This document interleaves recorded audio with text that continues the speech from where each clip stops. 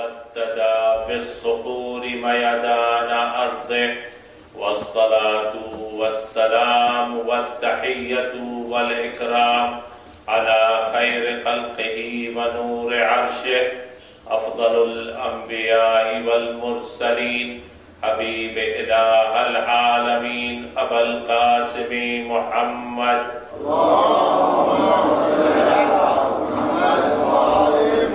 وعلى أهل بيته الطيبين الطاهرين المعصومين المظلومين الذين أذهب الله عنهم الرجس وطهرهم تطهيرا.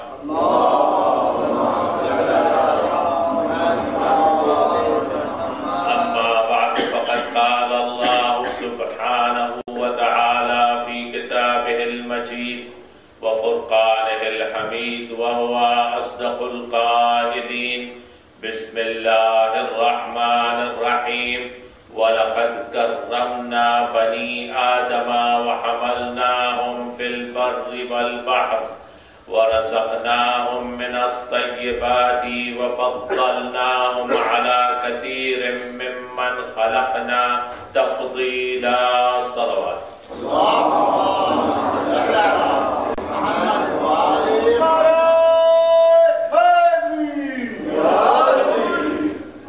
Allah subhanahu wa ta'ala is reminding us that I have created Adam and his progeny, and I have endowed upon them and blessed them with honor and respect and with dignity.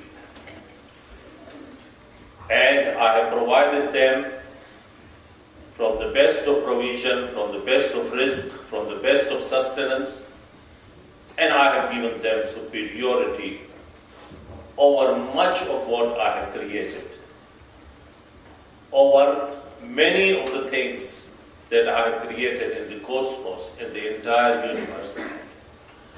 Now in last night's majlis, we examined the fact that human beings, by virtue of the faculties that have been given to him and by virtue of the power that have been given to him, is a multi-dimensional being and a very complex being.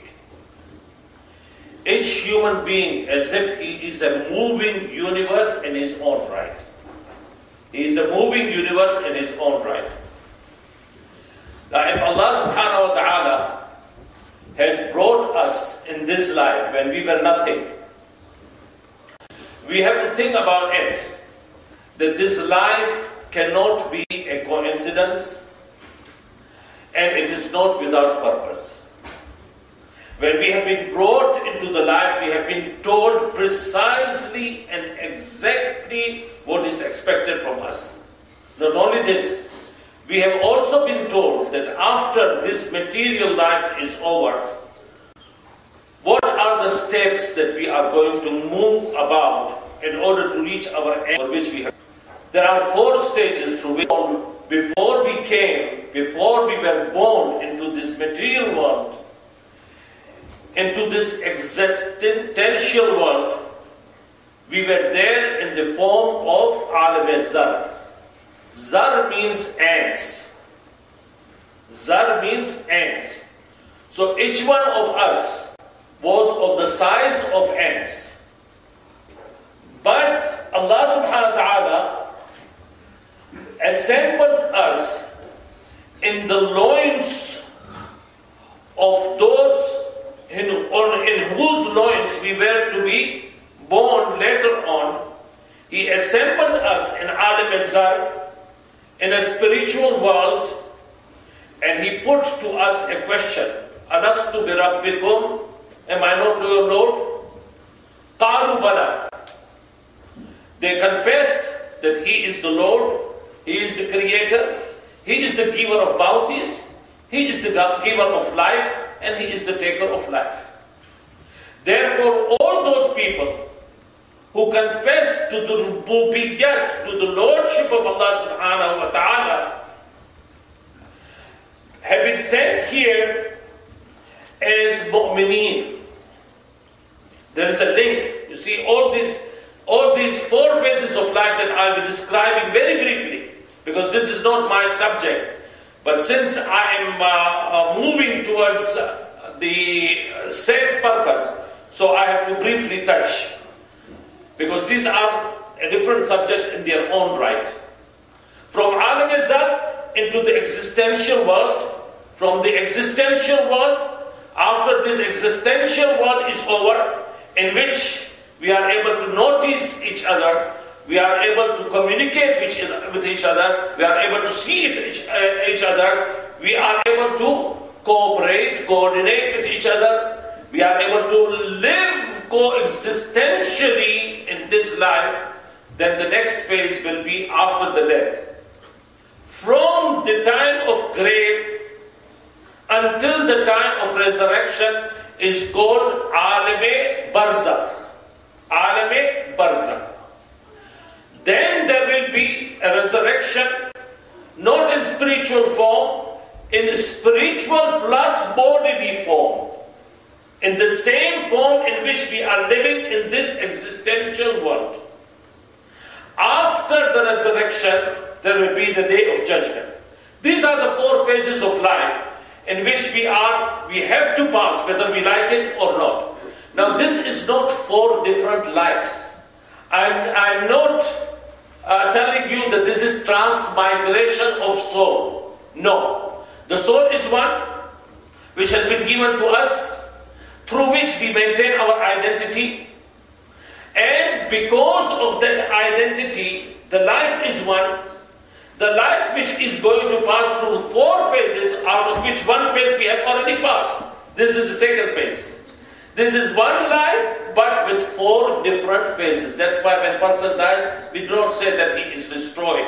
We do not say that he is annihilated. We don't say that his life has ended. We say that he has done an intiqal.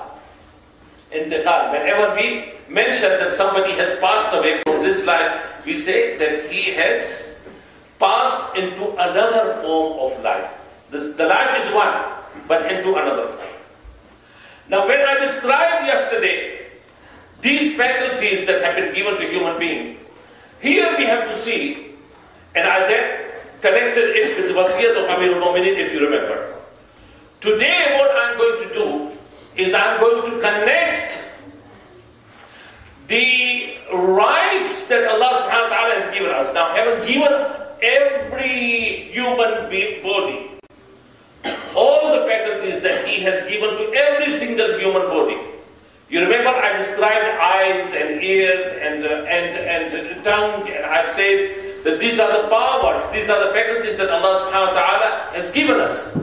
And they play wonders in our life. They are so mysterious that we cannot possibly even describe them. That this human being is so multi-dimensional, full of wonders, so full of mysteries, that you cannot even describe. In today's majlis, I am connecting this matter with the treatise of right that has been left for us, for our guidance, by Hazrat Imam Zainul Abidin salawatullah wa salamullahi alayhi.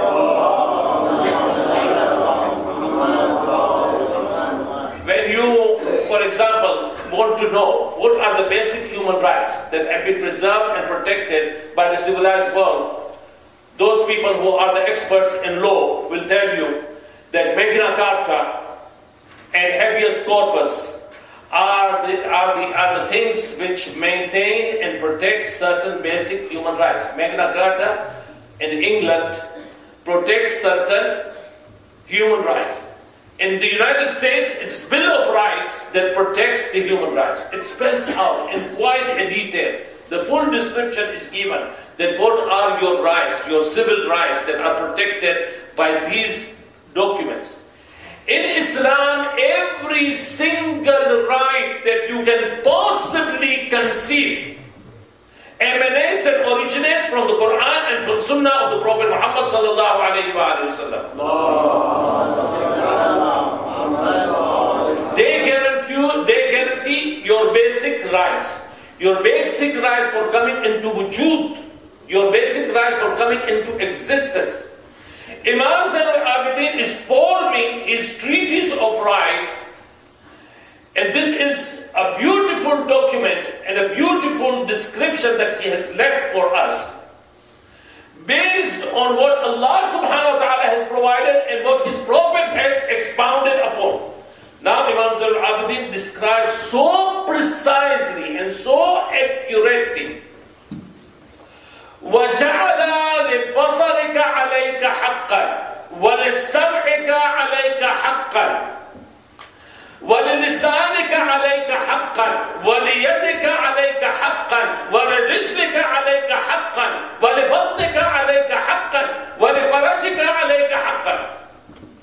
What he says, he starts his treaty in such a way that first of all, he describes, he says that, O human being, you being Abdullah, you being the slave of Allah, Banda-e Khuda, you being the slave of Allah, Allah has placed upon you, upon your shoulders, certain rights that pertain to Him. These rights are incumbent, they are lazim, they are wajib, they are a must on you towards your Creator. That you would not worship and obey anybody, you would not worship anybody but Him. Him being Wahdahu la sharika lah. And from this sentence, that your Creator has got certain rights upon you, and from this very sentence emanates and branches out all other rights. Then he said, then he describes that having given you certain parts of the body, your body, which has got so many parts, there are certain parts which are obvious, which are apparent, with which we act. Now, Imam Al-Abidin says, and Allah has made incumbent upon your eyes, has made incumbent upon you certain rights towards your eyes, towards your sight. Allah has given you sight, but your sight that He has given you have got certain rights upon you.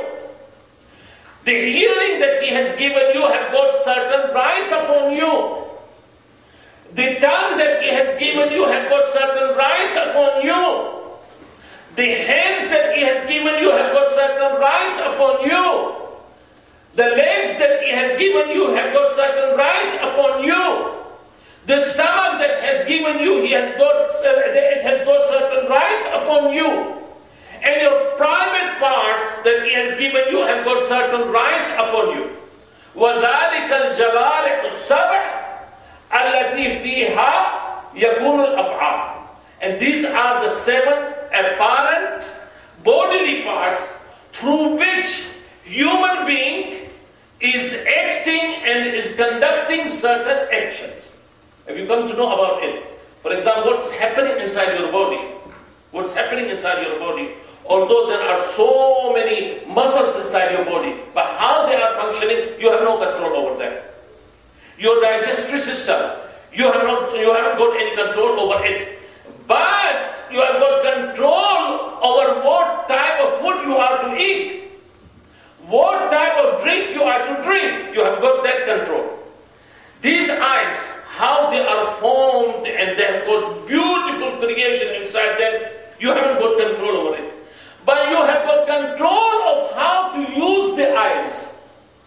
These ears, you haven't got control over how they are functioning inside you. But you have got control over what type of things you are to hear and what type of things you are to abandon hearing.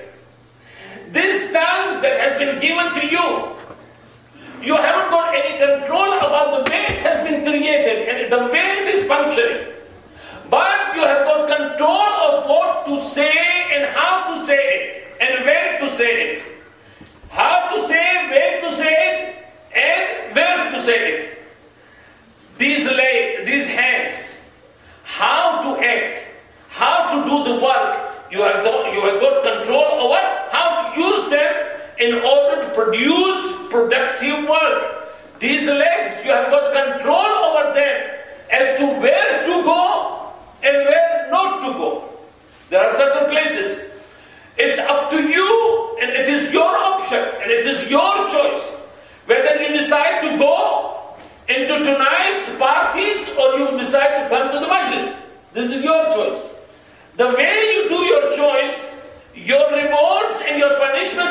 be determined accordingly. Then the Imam says, the stomach has got certain rights over you. Do not misuse it by eating haram. Use it by eating halal. Then he says, your private parts have got right upon you, and these are incumbent rights upon you, in the sense that it is up to you how to use them. You see, the way you use them, within the parameters of the legitimate purpose, legitimate objectives, likewise you are going to produce righteous progeny. But if you misuse them, then you are going to spoil somebody's life, and it will directly reflect upon you, and it's going to spoil your life.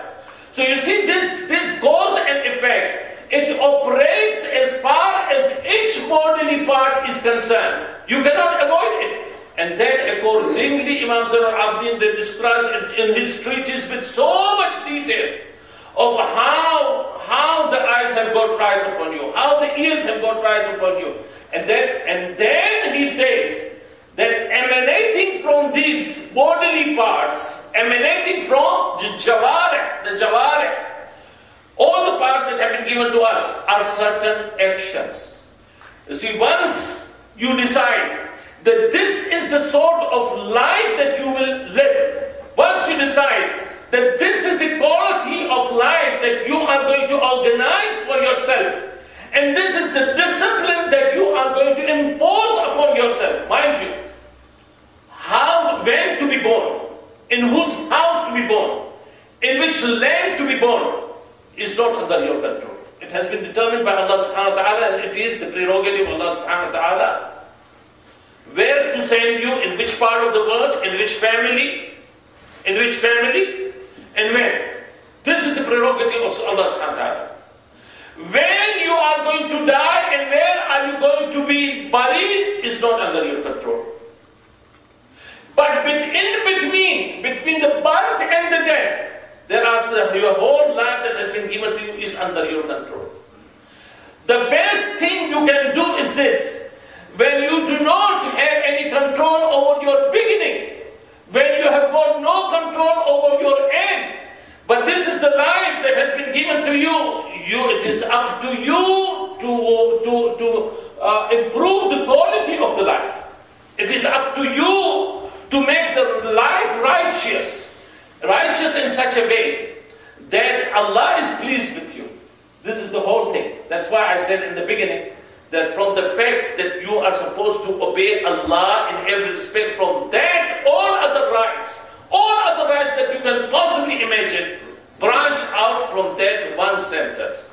La ilaha illallah. There is no deity worthy of being worshipped, worthy of being obeyed except Allah subhanahu wa ta'ala. See, these are the talimat. This is the talimat of the Ahlul Bayt, the true heirs of Rasulullah, the true heirs of the knowledge of Rasulullah, the true heirs of the wisdom of Rasulullah. Allah subhanahu wa ta'ala in Surah Al-An'am says, وَهُوَ الَّذِي أَنْشَأَكُمْ فِي الْأَرْضِ وَجَعَلَكُمْ خَلَائِفَ أَنْشَأَكُمْ وَهُوَ الَّذِي جَعَلَكُمْ خَلَائِفَ الْأَرْضِ وَهُوَ الَّذِي جَعَلَكُمْ خَلَائِفَ الْأَرْضِ. He is the one who has made you caliphs on the face of the earth. He is the one who has made you vicegerents on the face of the earth. Whose vicegerents? Allah's vicegerents. In other words, this human being has been given such a big duty and responsibility on his shoulder that he is supposed to live on the face of the earth in such a way as if he is the ambassador of Allah. He is representing Allah subhanahu wa ta'ala. وَهُوَ الَّذِي أَنْشَأَكُمْ وَهُوَ الَّذِي جَعَلَكُمْ خَلَائِفَ الْأَرْضِ وَجَعَلَ بَعْضَكُمْ فَوْقَ بَعْضٍ دَرَجَاتٍ وَرَفَعَ بَعْضَكُمْ فَوْقَ بَعْضٍ دَرَجَاتٍ وَرَفَعَ بَعْضَكُمْ فَوْقَ بَعْضٍ دَرَجَاتٍ لِيَبْلُوَكُمْ فِيمَا آتَاكُمْ إِنَّ رَبَّكَ سَرِيعُ الْعِقَابِ وَإِنَّهُ لَغَفُورٌ رَحِيمٌ. And then He has raised you over one another. in darajat, in ranks. Look at the hikmah of Allah subhanahu wa ta'ala, that how He is describing.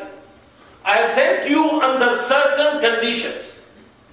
In those conditions in which you are living, whether you are living in poverty, whether you are living in affluency, whether you are a laborer, whether you are a businessman, whether you are having political power, whether you are having financial power, whether you are poor and destitute, whether you are rich, in whatever condition Allah subhanahu wa ta'ala has placed you, there is certain test, trial and tribulation for you. In every single condition, every single hardship and affliction that we come across, there is wisdom of Allah subhanahu wa ta'ala that He is trying us in that condition. And the reality of life is this, that if Allah subhanahu wa ta'ala is trying us through our wealth, and for example we lose our wealth, there are some people who become confused and start thinking that why I am being placed in such a difficult situation whereby I had accumulated my wealth after working for so many years, and suddenly I have lost my wealth. But be confident in one thing, that if certain ni'mah of Allah subhanahu wa ta'ala, certain bounty of Allah subhanahu wa ta'ala is taken away, Allah compensates you with a better bounty, with a greater bounty in this life itself. Sometimes people complain that my dua is not accepted, my prayers are not accepted, my devotion is not accepted. What is wrong? I've been going to the Hajj, I've been going for the ziyarat, I've been doing du'as, and I have been promoting the wasila of Ahlul Bayt, still it is not accepted. What is wrong? Why only I am facing difficulty after difficulty? As soon as I am out of one ditch, another ditch is prepared for me and I go into it. See, keep one thing in mind and be confident, be 100% confident about it, that if Allah subhanahu wa ta'ala is trying you, if He is punishing you for certain sins that you have committed, for certain mistakes you have committed, for certain intentional or unintentional mistakes you have committed, He is simultaneously, constantly, He is compensating you somewhere else. The dua is accepted. When somebody came to Imam Ja'far as-Sadiq sallallahu alayhi and said, "Ya Imam, I'm tired of doing du'as. My du'as are not accepted." Imam said, Allah subhanahu wa ta'ala is promising you, and He is saying, He is guaranteeing, "Ud'uni astajib lakum. Wa qala rabbukum ud'uni astajib lakum." You call me and I am definitely going to answer your call. Do you think that Allah is giving wrong promises? Ma'azallah, ma'azallah. If Allah has said, call me and I am going to return your call, and I am going to hear your call, and I am going to accept your dua, then what you have to do is this. Look within yourself where you are going wrong. Don't look at the answer. Don't try to make scapegoats of other people. Don't try to blame your wife. Don't try to blame your kids. Don't try to blame your business partners or anybody else. You are going to waste your entire life by blaming others. The first thing we have to do is to look at ourselves, and the answers lies within ourselves, within our action and reaction.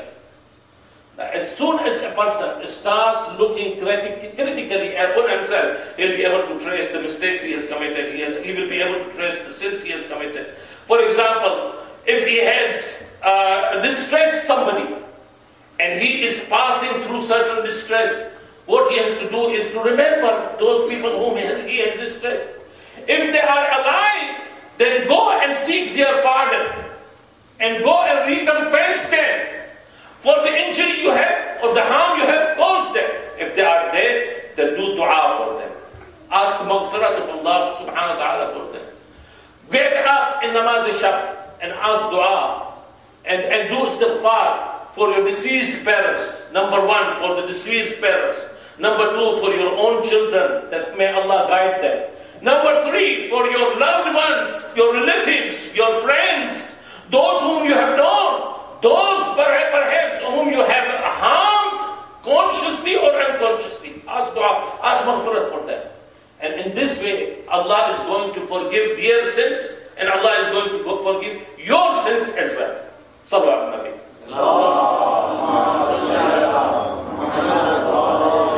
رفع ورفع بعضكم فوق بعض درجات ليبلوكم فيما آتاكم. What is the purpose that He has ranked you over one another? He hasn't put you exactly in one condition. You see? The life is such that Allah subhanahu wa ta'ala has made this life in such a way that in different conditions we have to prove our worth in whatever situation we are. We have to prove our worth in whatever situation we are. لِيَبْلُوَكُمْ فِي مَا آتَاكُمْ, so that He can try you in whatever He has given you. If Allah subhanahu wa ta'ala has given us, don't forget that there is a share for the poor and the destitute and the helpless and those who are in need. And the majority of the world population are in need. The majority are in need. You can look with your own eyes how people are in need of basic food, in need of clothing to cover their body, in need of shelter. These are the basic things that every human being needs.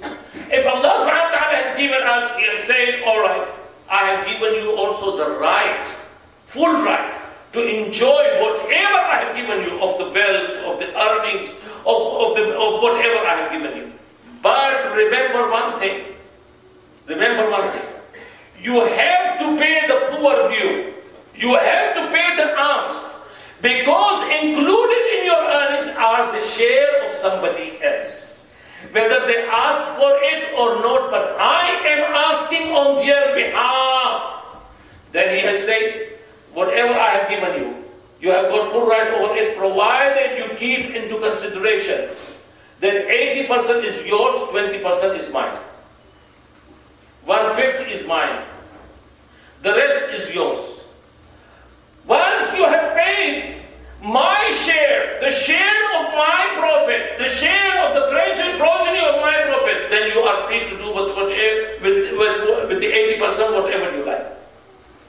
Provided we keep, but we sometimes play smart with Allah. We play smart with each other. There is no doubt about it that we play smart. But then we extend it by playing smart with Allah subhanahu wa ta'ala.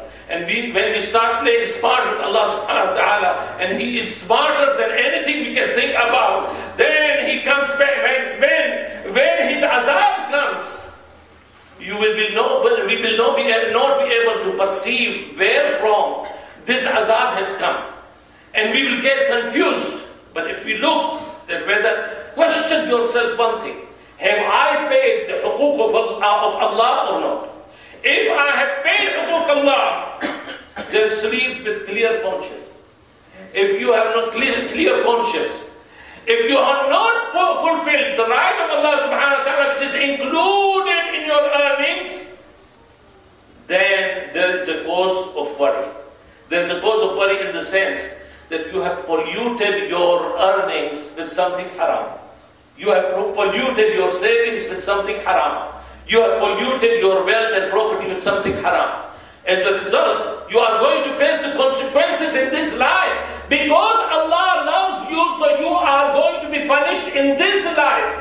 And it's better to be punished in this life rather than in the hereafter. Somebody came to Imam Ja'far as-Sadiq sallallahu alaihi wasallam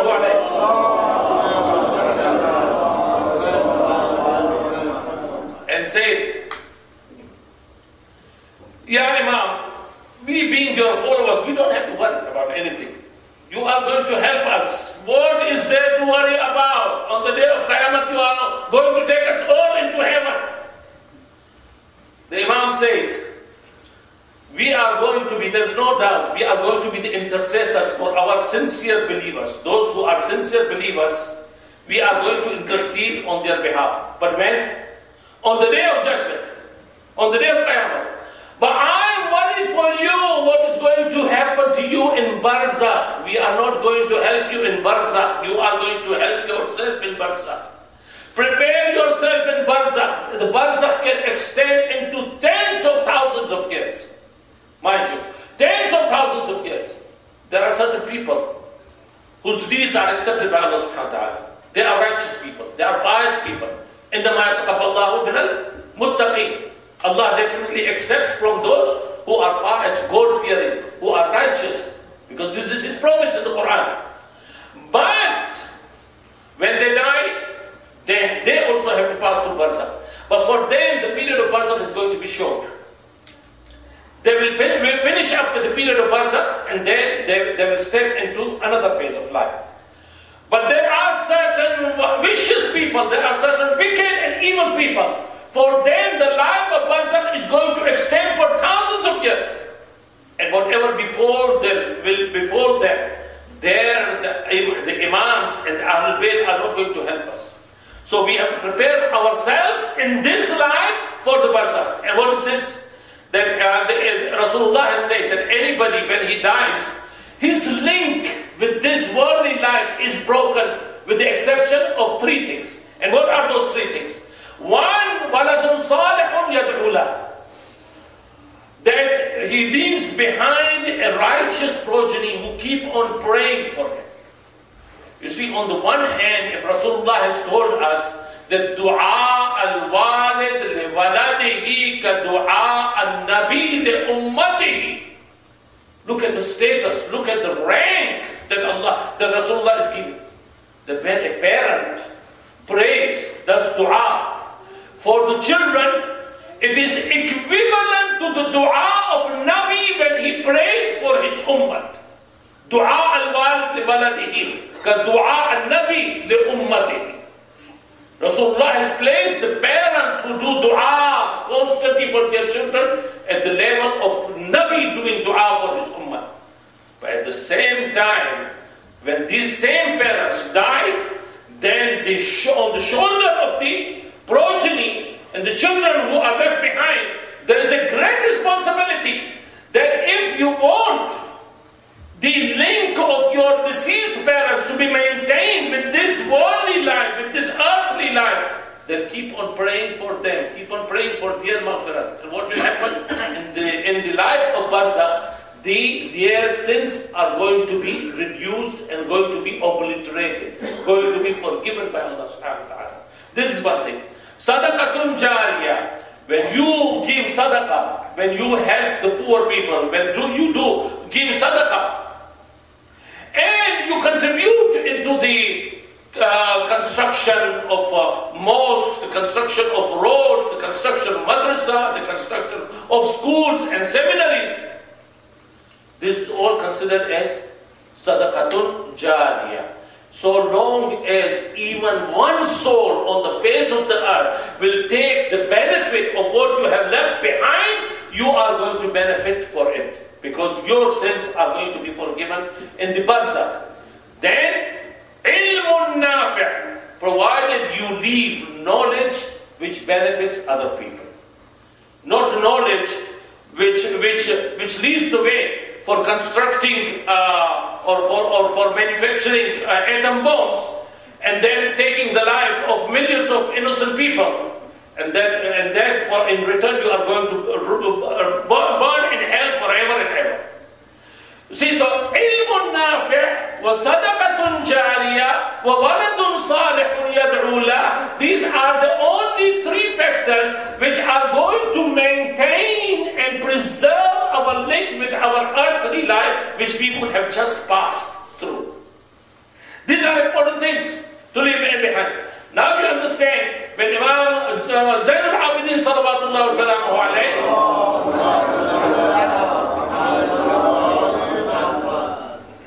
has described, and here described, and then I have compared it and I have connected it with the ayat of Surah An'am. These are the last ayats of Surah An'am. Surah An'am ends with these ayats. لِيَبْلُوَكُمْ فِي مَا آتَاكُمْ إِنَّ رَبَّكَ سَرِيعُ الْعِقَابِ وَإِنَّهُ لَغَفُورٌ رَحِيمٌ. Definitely, your Lord is quick in retribution. Do not think that He is in ghafla. Do not think others may be in ghafla. Others may not know what you are doing, openly or secretly. But there is no secret in the eyes of Allah subhanahu wa ta'ala. He knows even what sort of feelings you are entertaining inside your heart. He knows what sort of thoughts are passing through your mind. He is aware of what is manifest and what is open, and He is aware of what is hidden as well. Inna Rabbaka, He is quick in retribution. If you do good, He is quick in giving you reward. If you do bad, He is quick in punishing you. Inna Rabbaka lasari'ul iqab wa innahu laghafurur rahim. But then Allah loves you so much that He gives you respite. He gives you mohla in this world, so that you come back again to Him. You come back and you seek His forgiveness. So innahu laghafurur rahim, and definitely He is the one who is going to forgive your sins. Inna Rabbaka sari'ul iqab wa innahu laghafurur rahim. He will forgive, and He is the most merciful. These are the important things to keep in mind. Now, if I connect it with last night's majlis, with a point that I said, and that point was very important, in the sense that we say that the Quran itself and the Sunnah of the Prophet describe precisely and accurately that there are stages in this life. I mean, the ayat that I've just read is specifically saying that Allah has given you ranks. Allah has given you ranks so that He tries you. Now, when we know in the entire creation of Allah subhanahu wa ta'ala there are ranks, and I gave you yesterday so many examples, and I illustrated and I substantiated what I said by giving you examples that a human being lives in so many different conditions. Allah has kept even the earth that He has created. There are ranks in the earth. There are ranks among the nabatat, among the plantations. There are ranks among the haywanat, among the animals. There are ranks among the jamadat, among the minerals. There are ranks among the human beings. All the human beings are not equal. All the human beings are not equal. Allah has even kept ranks among His malaika. Nobody is equivalent to Jibreel alayhi salam in Fasila, to Mikail, thereafter Mikail. Allah has kept ranks even among His Ma'soom Malaika. He hasn't kept all of them of equal ranks. Allah has kept different ranks even among His Anbiya. All Anbiya are not Rusul, are not messengers. All messengers are not Ulul Azm. All Ulul Azm are not the best of the best among the Anbiya. The rank that our Prophet Muhammad sallallahu alayhi wa sallam has been given.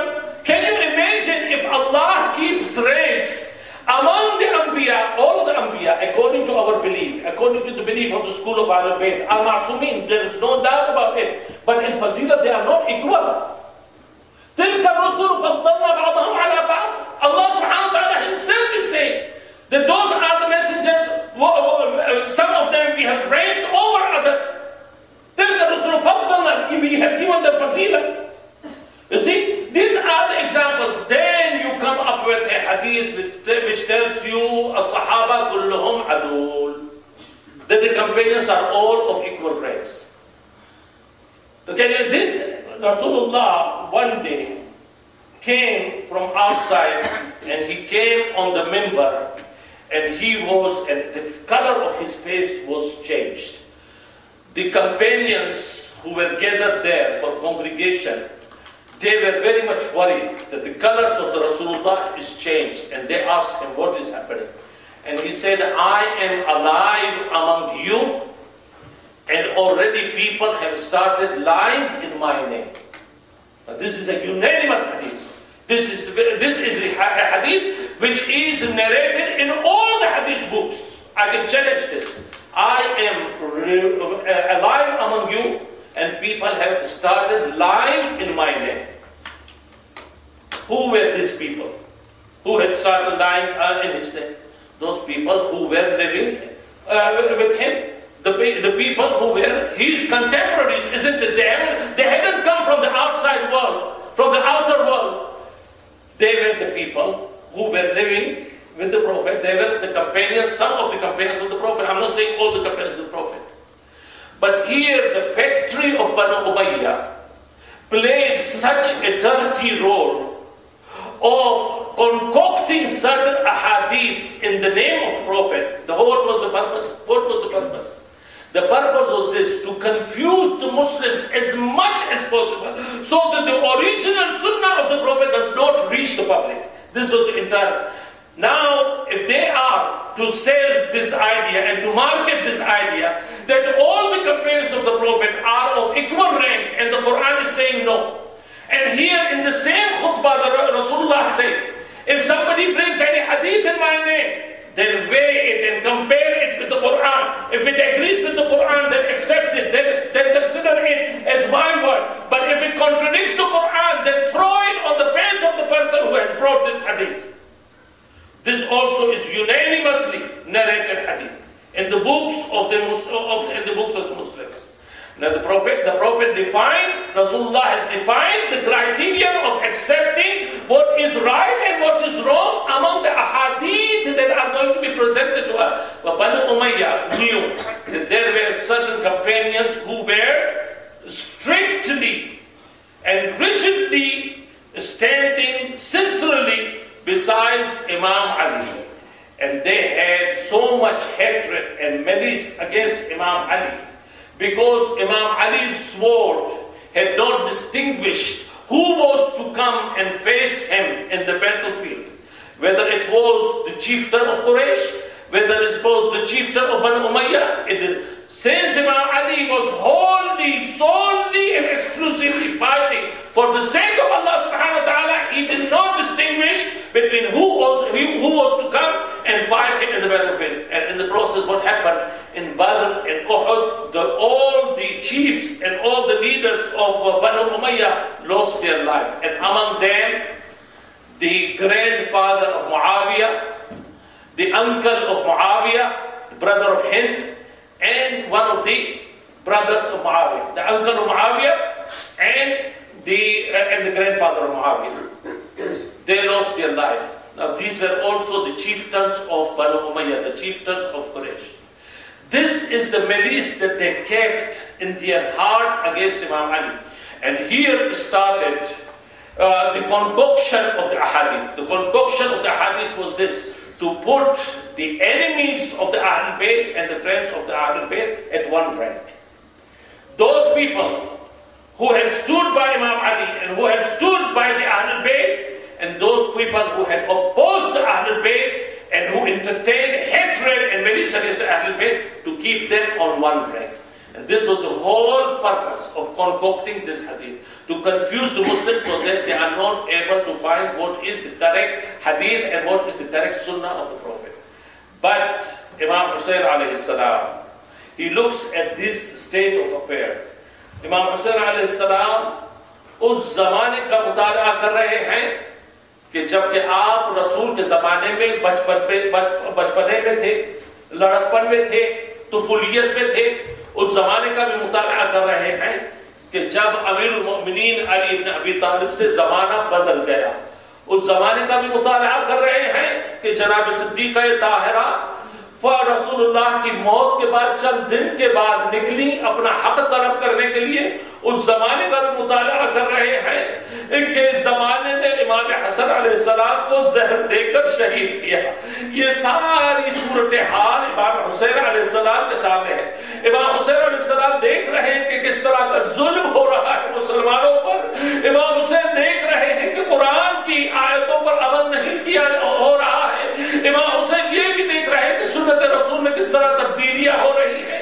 इमाम हुसैन देख रहे हैं कि किस तरह मजलूमों का हक छीना जा रहा है, किस तरह जालिम हावी है मुसलमान उम्मत पर। अब हुसैन के जो वारिस रसूल है वो खामोश रहे।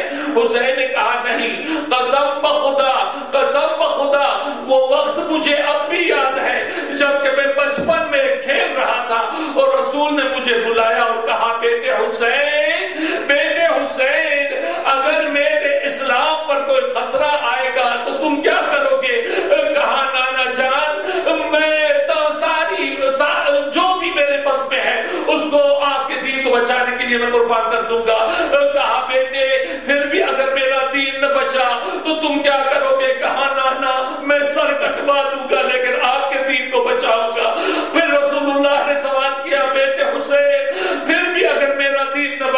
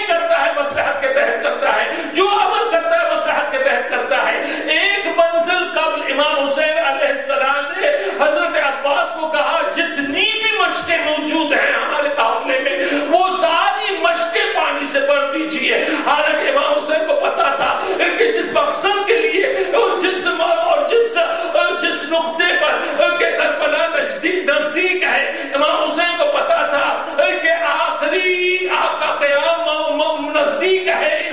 پھر بھی امام حسین علیہ السلام نے حضرت عباس کو کہا جتنا بھی پانی ہو سکے بھر لو. یہاں پر پانی بھر لیا گیا اور قافلہ یہاں سے آگے بڑھا. یہ آخری منزل تھی اور دوسری منزل کربلا کی آنے والی ہے. میں پوچھتا ہوں یا امام آخر کیا بات ہے جب آپ کو پتا ہے کہ کربلا نزدیک ہے، آپ نے اور وہاں پر نہر فرات بہ رہی ہے، آپ نے یہ اتنا پانی کیوں اپنے قافلے میں بڑھا دیا؟ تو اس کی مصلحت دیکھیں. یہاں سے امام چلے اور کسی نے کہا اللہ اکبر. جب امام نے پوچھا ارے تکبیر کہنے کا مقصد کیا ہے، کیا بات ہے کہ یہ وقت اذان کا نماز کا وقت نہیں ہے، تم نے تکبیر کیوں کہی؟ کہا مولا میں دیکھ رہا ہوں کہ خرمے کے درخت نظر آ رہے ہیں، لیکن وہاں پر جو لوگ اس زمین سے واقف تھے انہوں نے کہا نہیں یہاں پر خرمے کے درخت نہیں ہے، یہاں پر خرمے کے درخت نہیں ہے. تھوڑی دیر میں پتا چلا کہ ایک لشکر آ رہا ہے، نزدیک آ رہا ہے اور ان کے بھالے چمک رہے ہیں. جب وہ لشکر نزدیک آیا امام نے ایک نظر اٹھائی، دیکھا لشکر میں جتنے بھی تھے پیاس سے ہلکا ہوئے جا رہے ہیں. ارے آدمی تو آدمی، ان کے جانور بھی اتنے پیاسے ہیں کہ جان نکل جانے کا اندیشہ ہے. لہذا امام حسین نے حضرت عباس کو حکم دیا عباس جتنا بھی پانی ہمارے پاس موجود ہے وہ سارا پانی ان کو پلا دیا جائے.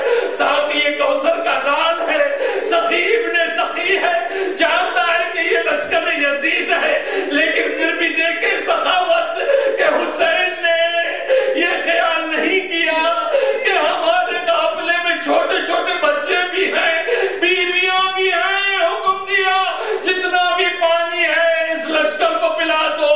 پانی پلا دیا گیا. خود حسین بذات خود جا کر دیکھتے تھے کہ ہر گھوڑا ہر جانور سیراب ہوا یا نہیں، اور حکم دیتے تھے کہ جانوروں کے سامنے پانی رکھا جائے.